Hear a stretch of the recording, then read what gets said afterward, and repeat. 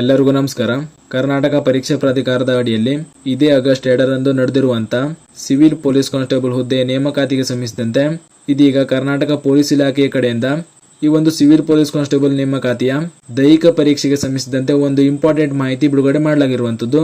ಅದೇನೆಂದ್ರೆ ನೀವು ಸ್ಕ್ರೀನ್ ಮೇಲೆ ಕಾಣ್ತಾ ಇರೋ ಹಾಗೆ ಈ ನೋಟಿಸ್ ನಲ್ಲಿ ಏನನ್ನ ತಿಳಿಸಲಾಗಿದೆ ಅಂತ ನೋಡೋದಾದ್ರೆ, ಈ ನೋಟಿಸ್ ನಲ್ಲಿ ಪ್ರತ್ಯೇಕವಾಗಿ ಎಲ್ಲಾ ಜಿಲ್ಲೆಗಳಲ್ಲಿ ಈ ಒಂದು ಸಿವಿಲ್ ಪೊಲೀಸ್ ಕಾನ್ಸ್ಟೇಬಲ್ ನೇಮಕಾತಿಯ ದೈಹಿಕ ಪರೀಕ್ಷೆಯನ್ನು ನಡೆಸಲಿಕ್ಕೆ ಆಯಾ ಜಿಲ್ಲೆಯ ಪೊಲೀಸ್ ಇಲಾಖೆಯ ಸಿಬ್ಬಂದಿಗಳಿಗೆ ಸಿದ್ಧತೆ ಮಾಡಿಕೊಳ್ಳುವಂತೆ ಈ ಒಂದು ನೋಟಿಫಿಕೇಶನ್ ಅಲ್ಲಿ ಮಾಹಿತಿ ನೀಡಲಾಗಿರುವಂತದ್ದು.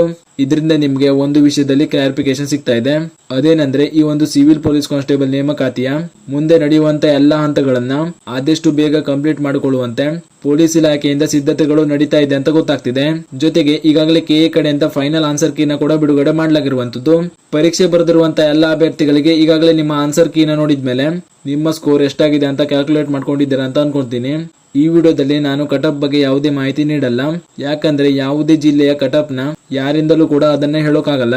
ಈಗಾಗಲೇ ಕೀ ಆನ್ಸರ್ ನ ನೋಡಿದ ಅಭ್ಯರ್ಥಿಗಳಿಗೆ ಎಕ್ಸ್ಪೆಕ್ಟೆಡ್ ಆಗಿ ಹೇಳೋದೇನೆಂದ್ರೆ, ನಿಮ್ಮ ಸ್ಕೋರ್ ಏನಾದ್ರೂ 65ಕ್ಕಿಂತ ಹೆಚ್ಚಾಗಿದ್ರೆ ಅಥವಾ 60ಕ್ಕಿಂತ ಹೆಚ್ಚಾಗಿದ್ರು ಕೂಡ ಅಂತ ಅಭ್ಯರ್ಥಿಗಳು ನಿಮ್ಮ ಫಿಸಿಕಲ್ ನ ಸ್ಟಾರ್ಟ್ ಮಾಡ್ಕೊಳ್ಳಿ. ಯಾಕಂದ್ರೆ ಸ್ಕೋರ್ ಮಾಡಿರುವಂತ ಅಭ್ಯರ್ಥಿಗಳಿಗೆ ನಿಮಗೆ ದೈಹಿಕ ಪರೀಕ್ಷೆಗಾಗಿ ಯಾವುದೇ ರೀತಿಯ ಸಮಯ ಇರಲ್ಲ. ಸಡನ್ಲಿ ನಿಮಗೆ ದೈಹಿಕ ಪರೀಕ್ಷೆಯ ಬಗ್ಗೆ ಮಾಹಿತಿಯನ್ನು ನೀಡಲಾಗ್ತದೆ. ಆದ್ದರಿಂದ ನೀವು ಯಾವುದೇ ಕ್ಯಾಟಗರಿಯಲ್ಲಿ ಬರುವಂತಹ ಅಭ್ಯರ್ಥಿಗಳು ಆಗಿದ್ರು ಕೂಡ ನೀವೇನಾದ್ರೂ 60 ಅಥವಾ 60ಕ್ಕಿಂತ ಹೆಚ್ಚು ಅಂಕಗಳನ್ನ ಪಡೆದಿದ್ರೆ ಅಂತ ಅಭ್ಯರ್ಥಿಗಳು ನಿಮ್ಮ ಫಿಸಿಕಲ್ ನ ಸ್ಟಾರ್ಟ್ ಮಾಡ್ಕೊಳ್ಳಿ.